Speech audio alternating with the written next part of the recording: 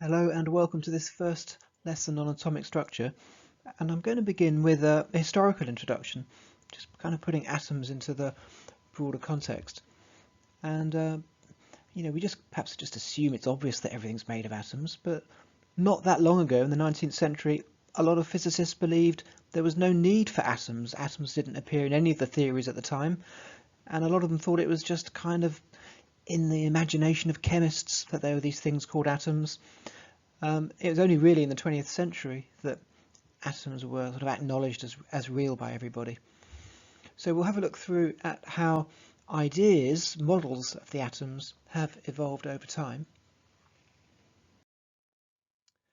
And this next slide, not really a scientific theory this, but it's kind of the first philosophical origins, underpinnings of the ideas of atoms. Came about purely through this kind of logical argumentation of the ancient Greeks. So we've got there, going back even to the 5th century there with Democritus, Leucippus. And so they just really philosophized that different substances ultimately must be made up of something fundamental to them that carries their properties. So the atom, the derivation of the word, was really uncuttable, that kind of base unit. So we have these discrete units, eternal, that ultimately are the cause for the properties of the object made up from them. Right. So now we jump ahead to the 19th century, and early in the 19th century, chemistry was really maturing into a modern science at this stage. It was at the end of the 18th century that the old phlogiston theory got debunked. Chemistry was getting a lot more quantitative, experiments being done accurately, and then in 1808 here, as we see, John Dalton, Manchester school teacher, published this terribly important article expounding his atomic theory. And so he posited that atoms make up all matter, indivisible, indestructible, identical in mass and properties for a given element, and crucially they combine different very simple ratios of atoms in the formation of chemical compounds, and how chemical reactions were the rearrangement of atoms of different elements with each other. And interestingly, that same year we see the law of combining gas volumes, showing that when gases react, assuming they're at the same pressure and temperature, they tend to react again in very simple ratios, consistent with this idea of ultimately chemical compounds being built up of different types of atoms in very simple ratios. So that was a great leap forward, but of course, looking back at that now, we can critique this idea that atoms are indivisible. Well, we know now that atoms have structure. Atoms can lose and gain electrons, for example. We also know there's such a thing as isotopes. So for a given element, the atoms are not necessarily identical, they can have different masses. So again, this certainly wasn't perfect, but it was a great leap forward, the Dalton model of the atom. Now, moving on to 1897. So very significant that the electron was discovered in 1897. So of course, before that, Dalton had no idea of electrons. And so following the discovery of the electron in 1897, so you can see in the diagram here, we've got a cathode ray tube. So we've got a very hot cathode, negative electrode, heated up, and then electrons essentially pulled off this and accelerated towards an anode and made to fluoresce on a screen. This led to a new model of the atom. And so J.J. Thomson, the electron discoverer, came up with this so-called plum pudding model. And so we now had these subatomic particles, these electrons, but they were the only subatomic particles known about. So he posited that there must have just been some kind of positive background, sort of vague nebulous thing, which had these distinct negative electrons in. And so the electrons are a bit like plums in this generally positive pudding, as it were, because he knew that atoms were overall electrically neutral. So he had to posit something that was positive in there as well. Certainly there was no idea of the nucleus at this stage. This had to wait till the 20th century, a bit later on. So we see now some experimental verification of the nuclear model of the atom came from the gold foil experiments early in the 20th century, involving fast-moving alpha particles. So these were the extremely dense particles, these helium nuclei, directed at these really ultra-thin gold strips. And so no great deflection was necessarily expected, and the vast majority of these alpha particles just went straight through the foil. But the really surprising observation was that a very small number of them were scattered over very large angles, and some of them even bouncing back effectively.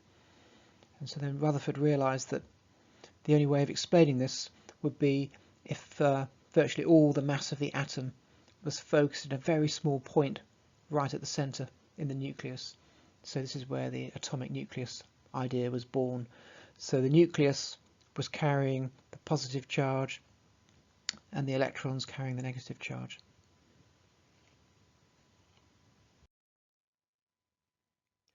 Now we come on to Moseley and Chadwick, who filled in a lot of important details. So Henry Moseley is credited with the idea of atomic number, and so his experiments with X-rays showed effectively that as you proceed along the periodic table, effectively the number of protons in the nucleus increases by 1 each time, and this really defines the element's identity. So the idea of atomic number dates back to 1913 and Moseley, and so the rest of the mass of the nucleus had to be made from some other particle, and this was discovered by James Chadwick in 1932, discovering the neutron. So really between them, the proton number being identified with the element and the neutron making up the rest of the mass of the nucleus was a great leap forward in our understanding of atomic structure, in particular nuclear structure.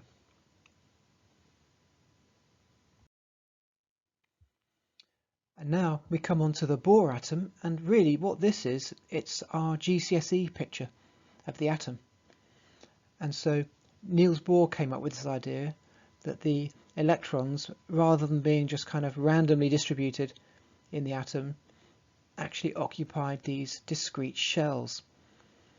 And this really, I think, this really came about from his study of the hydrogen atom, in particular the light that was emitted from excited hydrogen atoms, where the frequencies of light that came off were very particular frequencies only.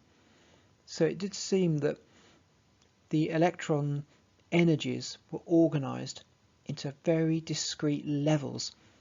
There was nothing random about where the electron was. It only had certain permissible values of energy. And then what we saw with the light emissions from these atoms were frequencies that corresponded to very specific energy gaps. And these were the gaps between the shells that he posited in the atom. So these are the shells that we meet in the GCSE picture, where we have 2 electrons in the first shell as the maximum capacity, 8 electrons as the maximum capacity in the second shell.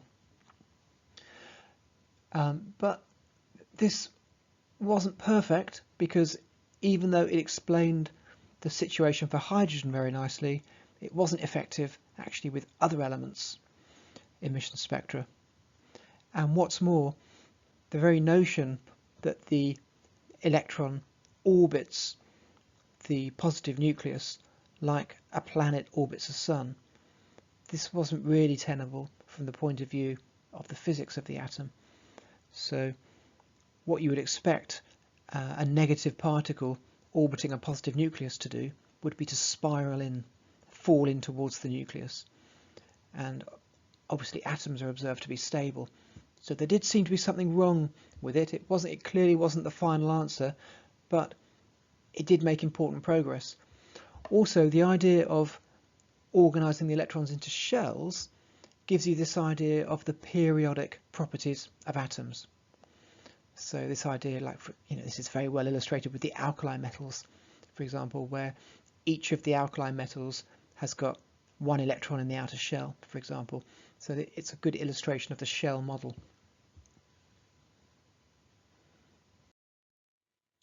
So finally we come up to the more modern picture of the atom, and so this is the picture that chemists really use today, the orbital model.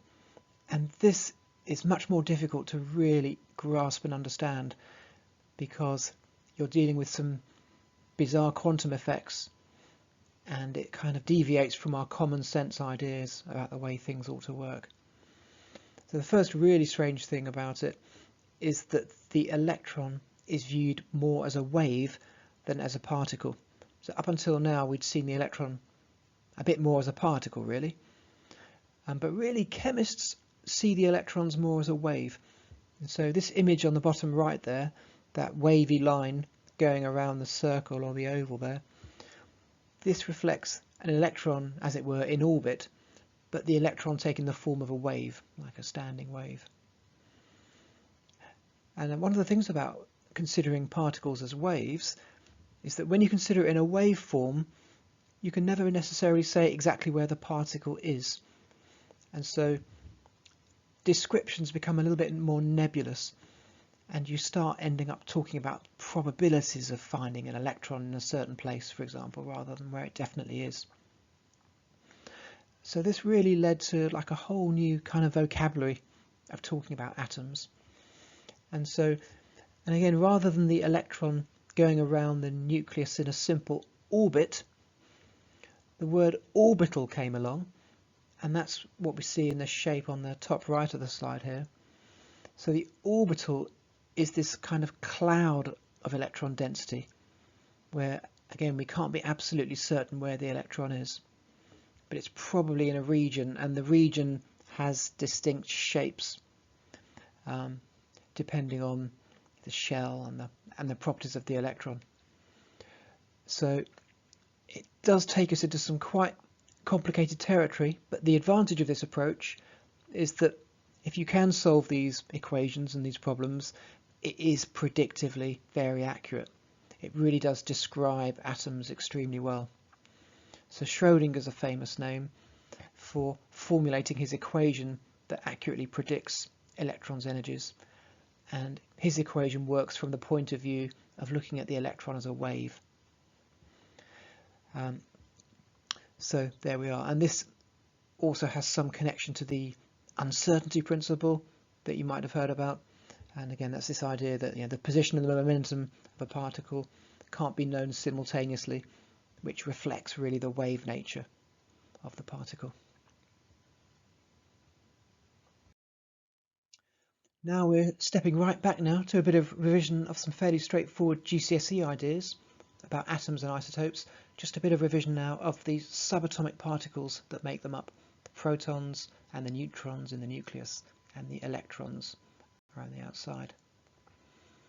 So starting off now with the masses and the charges. So the protons and the neutrons about the same mass. The electrons are much, much lighter, about 2,000th of the mass. Then we've got the relative electric charges there, 1, 0 and -1. So when we're looking at these relative masses, when we count the proton or the neutron as 1, we're actually talking in terms of the atomic mass unit, and we need to know how that's defined. It's defined to be exactly 1/12 of the mass of a carbon-12 atom. So that's an important bit of factual recall for us.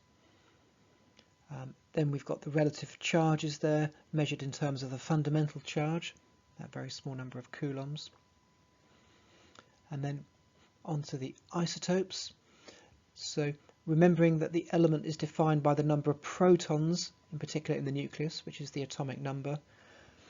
But when you've got different numbers of neutrons in the nucleus, you've got the same element defined by the number of protons, but different masses on account of the neutrons. Remembering that it's essentially the protons and the neutrons in the nucleus that give you the mass of the element. And there's a little bit on nomenclature here.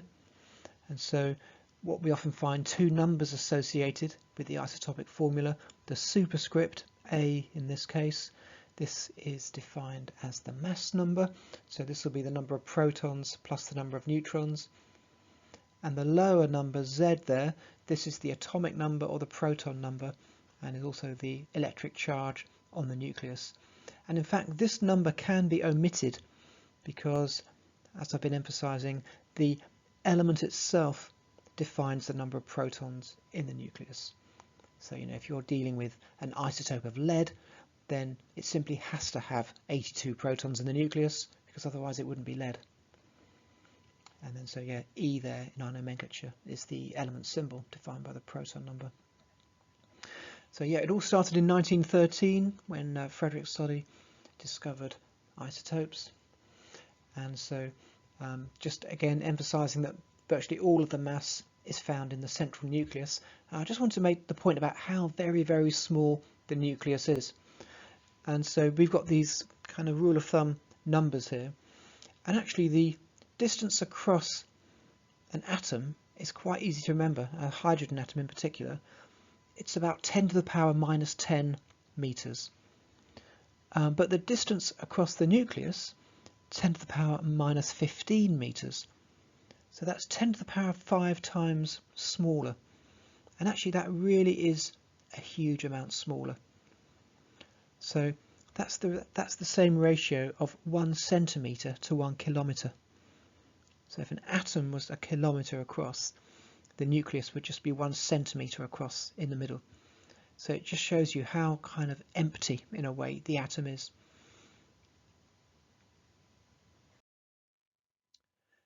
And now onto an exercise for you to think about. Some of these ideas we've just been talking about, you can solve this problem with them. And so you're going to be completing the number of protons and neutrons in the nucleus. And so what I've done is I've stuck up here a periodic table with all of the atomic numbers on the elements there, so you don't have to find one to look these up. And then the way I've described the isotopes here, I've written them out kind of longhand, where I've given you the name of the element and then the mass number. I've obviously not given the proton number, but that doesn't matter because it's implied by the name of the element. So just check that you've got all this clear in your minds. What I suggest you do, stop the video, have a think about it, and once you've answered them, come back to it, and then I'll show you the answers. Right, so here I've got the answers to the isotopes exercise. So that number of protons column, all I've done there is just copy off the atomic number for each of the elements. And so you can see I was a bit nasty there. I've chosen potassium, iron and lead there, which were elements where you really need to know what the symbol is. Certainly not the first letter of the name. And then the number of neutrons there, that's the mass number, protons plus neutrons, minus the proton number. So I've just shown you the working in there, how to get to the answer. Now just extending this a little bit further to this idea of the relative atomic mass. And so these relative atomic masses that we see, these reflect the averages of the isotopes that are observed for the element. And nearly all elements exist in nature as multiple isotopes. They're just a handful of elements that are monoisotopic. But there's normally more than one isotope, and when you consider the relative mass of an element, you need to consider those isotopes taken together. And so it's not just going to be a straight average, it's going to be a weighted average depending on how much of each isotope is present. And this is nicely illustrated with the idea of chlorine. So it's possible to measure the masses of these atoms experimentally using a mass spectrometer. And in fact, this was how Frederick Soddy established that isotopes existed in the first place, back in 1913. And so on the top right here, we see a very simple mass spectrum for chlorine atoms. And so what that indicates is that chlorine atoms have got two possible weights, 35 and 37. But of course, the relative atomic mass of chlorine, when we measure it, is not 36, the average of 35 and 37, but it's a weighted average of the two isotopes. And so what we see in the mass spectrum there is the signal height is going to be proportional to the abundance of the different isotopes. And so the fact that the 35 signal is 3 times as high as the 37 signal indicates that there's 3 times as many 35 atoms as there are 37 atoms. And so in our little calculation, we've got the 35 multiplied by 3, the 37 multiplied by 1, and then the total divided by 4, the sum of 1 and 3. So this gives us our weighted average. And so very often on periodic tables you'd have seen in the past, the relative atomic mass, you've probably seen it quoted as a whole number, except chlorine would always be quoted as a half number, 35.5. So this is the origin of the half. It's a weighted average of 2 isotopes there. Just to point out that in the x-axis of this spectrum, what we're effectively looking at there are the isotopic masses, the masses of all the individual isotopes. So the mass spectrometer can measure the individual atoms. And so these are the isotopic masses, and we see these in the spectrum as integers, integer numbers. And then the relative atomic masses, these tend to be quoted as decimals as their weighted averages of the isotopic masses. And now there's a little question for you to think about, where I present you with a different mass spectrum, and it's your job to work out the relative atomic mass. In this particular case, it's boron. So you can see, looking at the spectrum, that the boron atoms come in at either mass 10 or mass 11. And so you have to work out the weighted average. And actually, rather than reading off the graph, I've actually got the numbers for you underneath. So you'll find that the boron 10 peak is at 23 on the y-axis, and the boron 11 peak is at 100. So just looking at it, obviously the relative atomic mass is going to have to be between 10 and 11. And you'd expect your answer to be quite a bit closer to 11 than 10, because the 11 is more abundant. So what I'd like you to do now, just stop the video, have a think, get your calculator out, and see if you can work out what the relative atomic mass is. And once you've done that, you can go back to the video and I'll show you the answer. So here we are, we've got the answer now. And so again, it's that same weighted average calculation. So the 10 mass there is multiplied by 23, the 11 mass is multiplied by the 100, and then the total there is divided by 123. And that gives us our answer there as 10.8. And so indeed 10.8 is the relative atomic mass of boron. And so now we've been counting up protons and neutrons in isotopes. So I thought, really, for completeness, we should be doing some counting of electrons. But electrons are slightly harder to deal with because electrons can come and go. We get positive and negative ions as well. We don't see this in nuclei. The number of protons and neutrons will be fixed, certainly as far as the chemist is concerned. So we also need to consider electrical charges here. So remember that in a neutral atom, being electrically neutral, it means there must be the same number of negative electrons as there are positive protons in the nucleus, which means the number of electrons in an atom is just going to be equal to the atomic the atomic number, as long as the atom is electrically neutral. Similarly, in a molecule, as long as the molecule is neutral, the total number of electrons in the molecule will just be the sum over the total number of electrons in the atoms, and these are again just the sums of all the atomic numbers.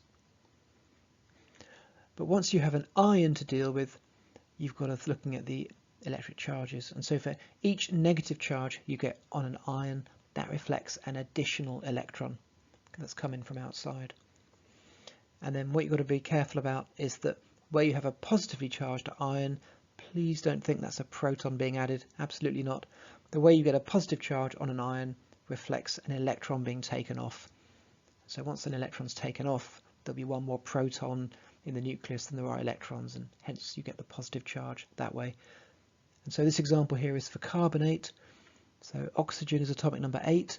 So each neutral oxygen atom will have 8 electrons. There's 3 oxygens in there, so that's 3 8s. Carbon is atomic number 6, so that's 6 electrons, 6 plus 3 8s. And then because it's got a 2- charge on carbonate, we add an extra 2 electrons to that, and we get 32. So now again, another little exercise for you for counting up the electrons. So there you are. You're going to have to know the formulae for these things, which I've not given to you. You might have to think about that for a bit. So I've given you a combination of some molecules and some ions, and there you go. I've also given you the periodic table again, so you've got the atomic numbers on there to guide you. So you can just pause here, have a think, have a go, and then come back to the video and I'll show you the answers in a second. Here we are. So here we've got the answers. And so I've put into the table there the formulae of these molecules and ions in the left-hand column. And then in the right-hand column, I've shown you the working, just really adding up all the proton numbers. Then a little bit of an addition or subtraction at the end where you've got a charge to think about. And there you get the total number of electrons. One thing to notice about that is that all those numbers are even. So you will almost always have an even number of electrons in any ion or molecule that you come across in chemistry. And the number of exceptions to that is very small. Nitrogen dioxide actually is an exception. Chlorine dioxide is another one. But generally speaking, if you've got an odd number of electrons, you would call that species a radical. And radicals tend to be very reactive because they're trying to get their odd electron paired up in some way. They tend to form a covalent bond with something. Right, now we get onto some of the harder stuff, subshells. So we met before this idea that Niels Bohr came up with the idea of shells to be able to rationalize the emission spectrum of the hydrogen atom, the frequencies of light that came off the electronically excited atoms. But once you start looking at other elements, you can only really decipher them by introducing the idea of subshells. So there's a little bit more to the electron structure to just the straightforward shells.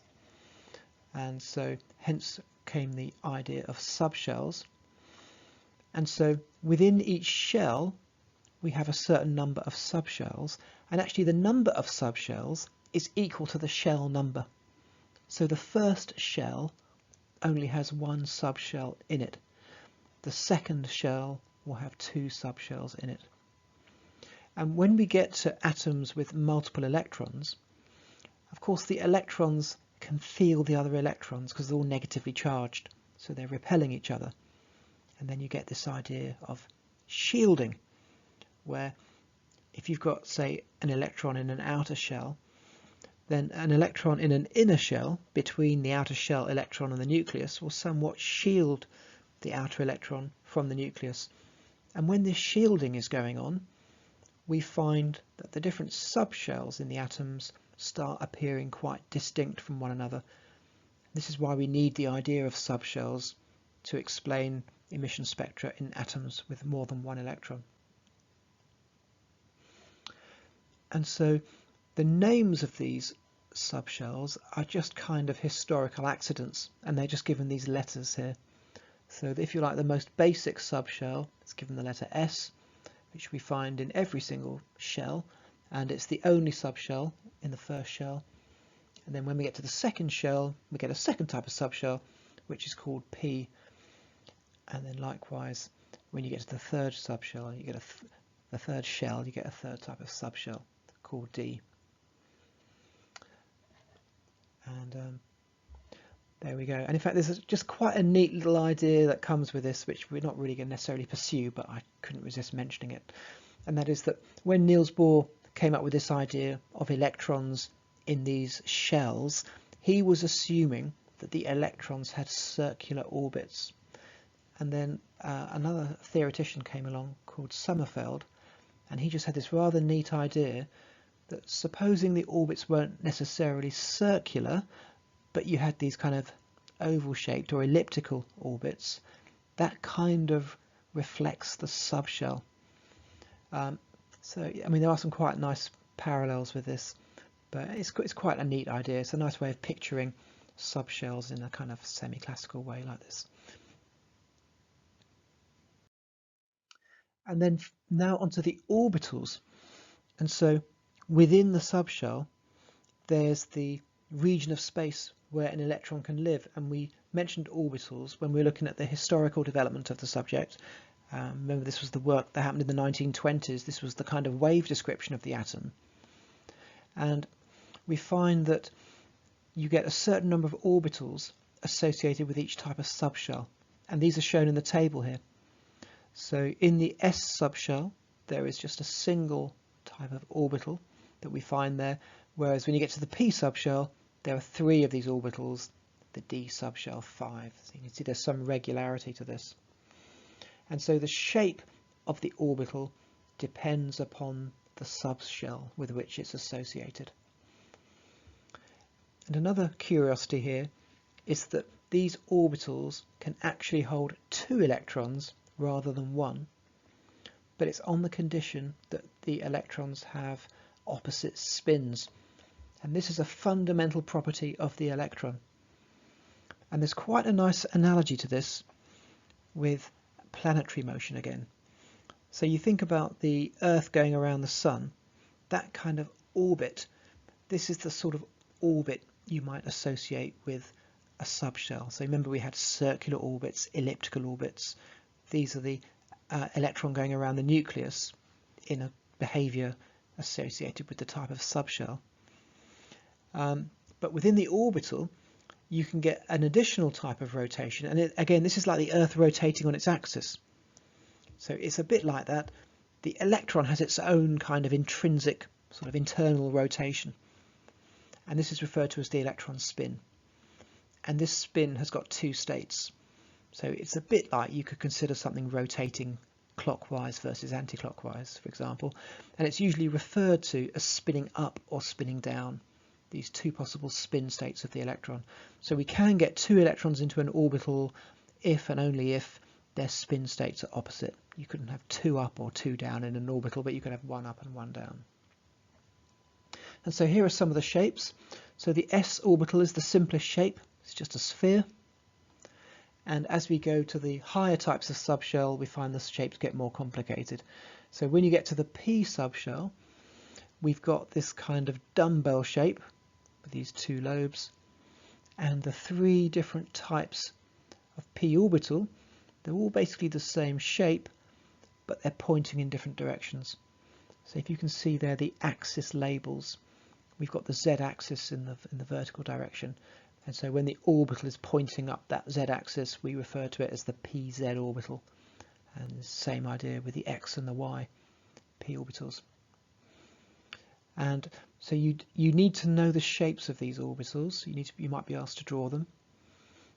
You won't be asked to draw the shapes of the d orbitals, but here they are just for completeness. So we've got 5 of those. So these are sort of slightly more complicated looking orbitals, and so unsurprisingly when you get to F, then those get more complicated still.